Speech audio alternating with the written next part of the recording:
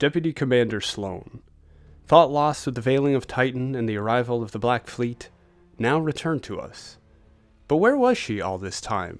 And does anything from her experience warn us about the path ahead? Welcome back, Guardians, to another Embrace Destiny video. Kaz PhD here. Thanks for jumping in. I know this report should have gone out a bit earlier this season, but life has a way of keeping us busy. In any case, after reviewing this story, I think there are hints about the events to come after Season of the Deep. So today, let's get into it. As always, full video transcript is in the link below, as well as links to my Twitch and Discord. Let's start with a brief overview.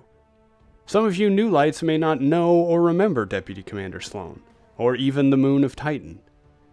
During the Red War at the beginning of Destiny 2, when Gaul trapped the Traveler and attacked our fair city, Zavala's plan was to regroup on Titan. This moon of Saturn had been well developed during the Golden Age, featuring technology, energy production, and even a biosphere. Deputy Commander Sloane was introduced, acting as the field commander and vendor on Titan, overseeing operations there. During Season of Arrivals, when the Black Fleet, the Pyramids, arrived, she refused to evacuate, choosing to don some power armor she found and fighting to her last breath to push the darkness back while others escaped. Thought lost, even having her apartment given away in the last city, it was quite surprising and exciting for all of us to hear her distress call at the beginning of Season of the Deep. To understand the next part of her journey, you have to look no further than this season's NPA Veerwalker armor set. From helmet to class item, Sloane's story becomes clear, and it's where the next part of our video will take us. Day 0 since Titan was cloaked, veiled, taken by the Pyramids. Sloane watched the events unfold, watched the Pyramids' ships send scales from their hull, watched them emit tones that rocked the moon. Sloane's perception was shaken and her life flashed before her eyes. Not just her life, but other visions, memories not her own. She saw the tower, she saw Titan during the Golden Age, and she saw a world full of seas, surrounded by many other worlds, and a watcher in the sky. By day 3, Sloane had mostly recovered, and was caught between fighting Hive and searching for her ghost, Shere Han. Sloane found her, also fighting Hive, using razor blades strapped to her shell to defend herself. The two made their way to an old laboratory, and there, they saw a tear in reality. Not quite a portal, but seemingly not a vision or holographic projection either. There, Sloane and Shere Han saw a Golden Age scientist, Gideon Teppen. Teppen was worried, and seemed to have been hearing things or having visions of his own. He believed someone was speaking to him, warning him of black ships, and he feared that they should evacuate Titan. The tear destabilized, and Gideon was gone. Shere Han checked the records and learned that Teppen was a senior marine biologist who had been researching some kind of psychic space whale below the depths of Titan's seas during the Golden Age. Sloane admitted that she too had been hearing voices, seeing memories not her own, wondering if this whale was trying to communicate with her. We jump ahead to day 92. Sloane and Shere Han were tracking tears and energy spikes across Titan, fighting Hive every step of the way.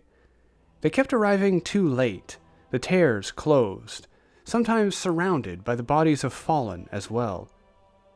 At one Hive ritual site, still slightly active, Sloane felt something, like a signal, like the taken energy within the ritual site was a radio broadcast. She also heard a voice. Take. Live. Her curiosity grew, and she reached out to the Hive site. Suddenly, the energy backfired, flashed across her vision. She felt tendrils burying into her flesh, and she heard a different voice. Warrior of the sky, you are known to me. I accept your challenge. Day 287. For nearly a year, Sloane and Shere Han had been tracking Pyramid and Hive signals. Sloane's power armor was tattered, and rations were getting low.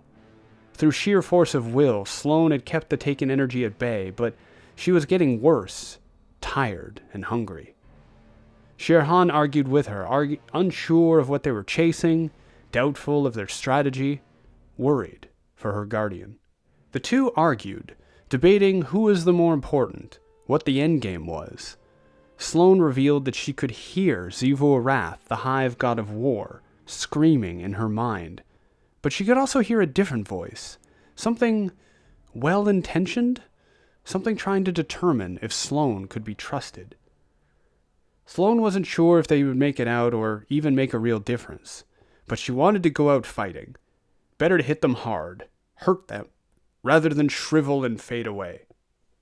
So they continued. Day 402. After over a year of this, of fighting, pushing, chasing, Sloane finally tired, faltered.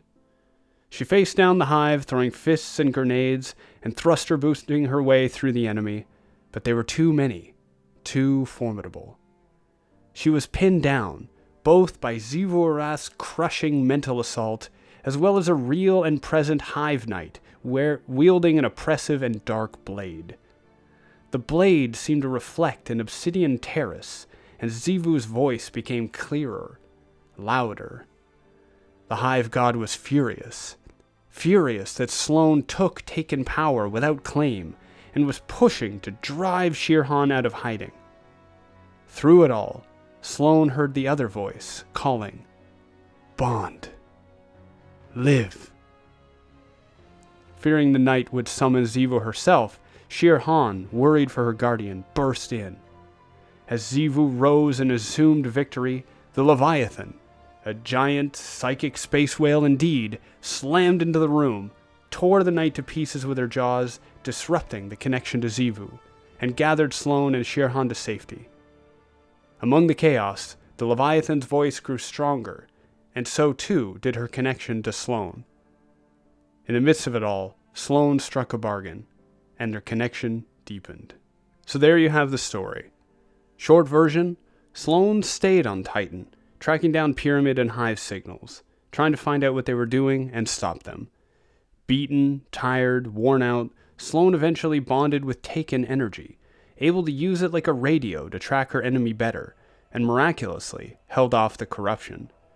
The price of which included a stronger connection to Xivu Arath, who worked to wear down the deputy commander. Along the way, tears in reality showed visions or memories of different times, and the voice of Asa, the Leviathan, grew louder and louder. Eventually, Sloane and Asa bonded, working together for survival and more. And that's where Season of the Deep began.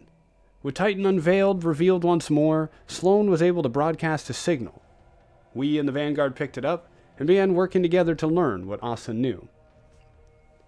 I said at the beginning that I think this story holds interesting clues as to what will come next, so let's dive into that now. First, it was very interesting to hear this account of someone behind the veil. Well, not the veil, but behind the cloaking of these worlds. What was the Pyramid Fleet, the Black Fleet, ultimately the Witness, doing? Now that we've learned a little more about the Witness, we may have some ideas. When it first happened, I thought the fleet was terraforming the worlds, kind of a dark mirror to the Traveler's usual process. However, given its obsession, perhaps the fleet was looking for the veil. Yes, the veil this time. Second, there are a lot of descriptions of memories here, from those in the tears across Titan, as well as in Sloane's mind, some likely pushed or communicated there by Asa. The Golden Age scientist, Tepin, believed that she was communicating with him, and in the same breath mentioned that it had chosen them, and to be afraid of coming black ships. I believe she was Asa communicating with the team, trying to warn them, and it was the Traveler, with Gideon carrying on the belief that they, or humanity at least, had been chosen. Now, if you're wondering how and why researchers on Titan were so worried about the Black Fleet, I recommend reading the Last Days of Krakenmare lore book. In short, when the collapse hit, when gravity god waves of power spilled throughout Sol in the conflict between light and dark, Titan was hit very hard. Continuing our analysis, memories are one thing, terrors in reality are another. We have seen temporal disturbances in the wake of worlds hidden from us before. The Spire of the Watcher dungeon takes place and was only uncovered thanks to temporal pockets, revealing the past, and it seems that it's happened again. Destiny has continued this theme in the Witch Queen expansion, through deep site residences, and Ikora's writings in the Witch Queen lore book about the darkness's connection to memory. Perhaps, adding to what we said before, the Witness was combing through these hidden worlds, looking back through its memories, its history, trying to find hints regarding the Veil. Next, I want to point out something else interesting. When the pyramids first arrived, and they emitted a signal across Titan, Sloane said that the tone of it felt half-remembered. She was then bombarded with images, memories, some her own, some not. This reminds me of a key development in the Trials and Tribulations lore book. As a recap, we learn in that lore book that Brother Vance, Mercury vendor and student of Osiris's teachings, had promoted and supported the trial of Osiris in order to unlock a key mystery of the universe. While observing Guardians fighting in the Crucible, Vance realized that he, and seemingly only he, could hear two tones. Each time a Guardian died, these two tones would resonate. It has been some time since I read the book, but I believe Vance believed these tones had to do with light and dark, and maybe the nature of the universe. Music indeed is a strong component in the nature of Destiny's universe. The Hive have a death song, a chant that could seemingly kill not only a Guardian, but even destroy a planet.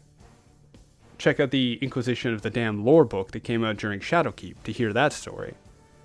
In that book, it is said that the Hive heard something called the Song of Life, or maybe it was a Song of Creation, and in their attempts to understand it, reverse engineered it into their death song.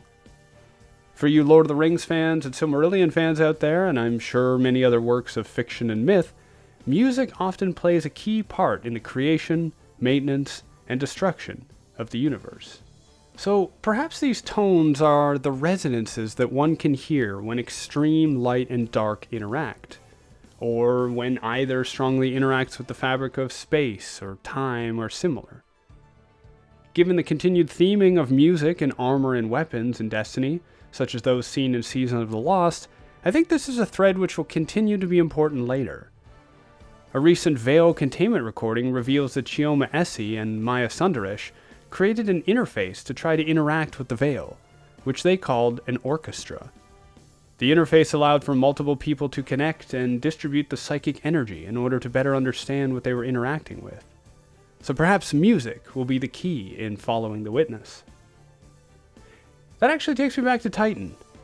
As Sloane was pursuing these strange signals, she sometimes came across Hive rituals which had the bodies of fallen scattered around. Both this and the Veil Orchestra device Dr. Essie described reminded me of the Presage mission. On board that haunted Cabal ship, Guardians found out that Callus had tried creating a device to commune with the darkness, or the voice behind it.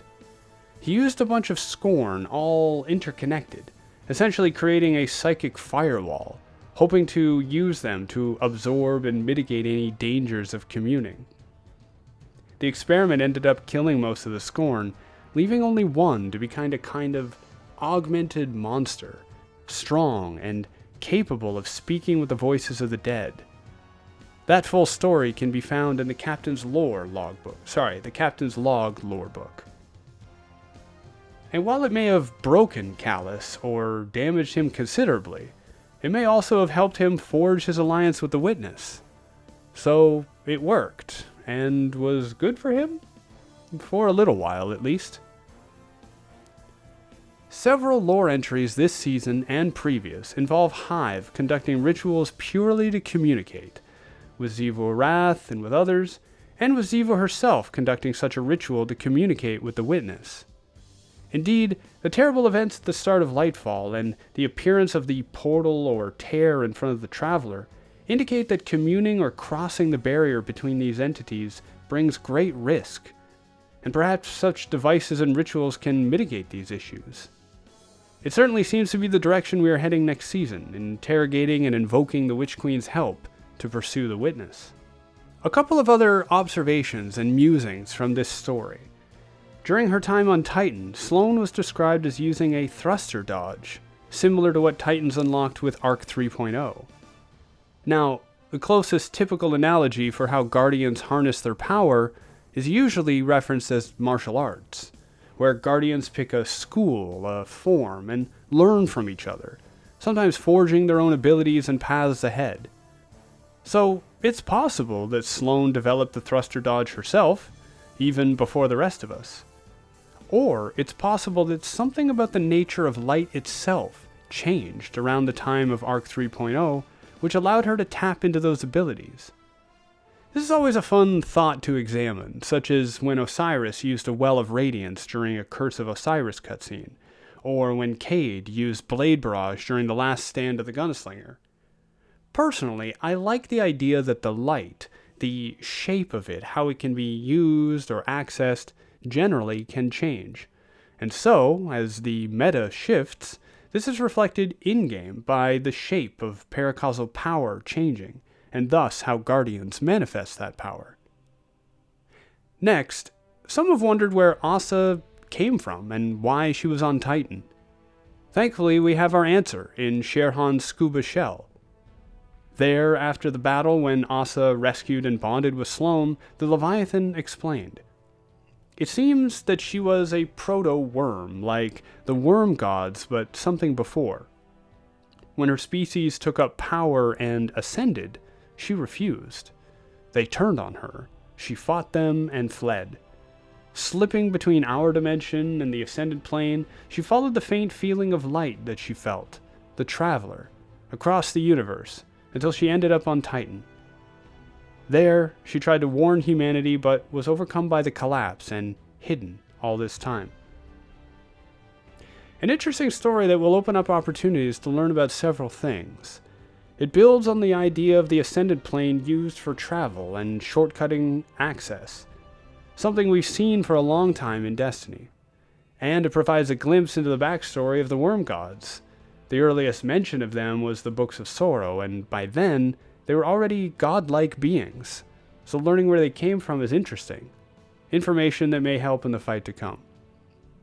Additionally, given that Asa does seem to have some paracausal ability, either taken or otherwise, and given that she seemed to have refused taken power in the first place, and thus her betrayal, it seems that she had light power or paracausal power initially, and either gained some through taken energy like Sloane did, or otherwise interacted with this power. Following that theme of taken power and Sloane's usage of it without succumbing to it is, I believe, the first time we have seen that happen. I believe all other times we have seen something become taken, it was stripped of its will and made to serve, usually Oryx. Or, depending on your philosophical perspective, the being was given the tools it needed to fulfill its singular base purpose, and directed everything toward that purpose like a knife. In this case, Sloane seemed to have been merely adopted the power, and while it connected her to Xivu Arath, it wasn't an indomitable connection. It could be countered. So will it be our next darkness power?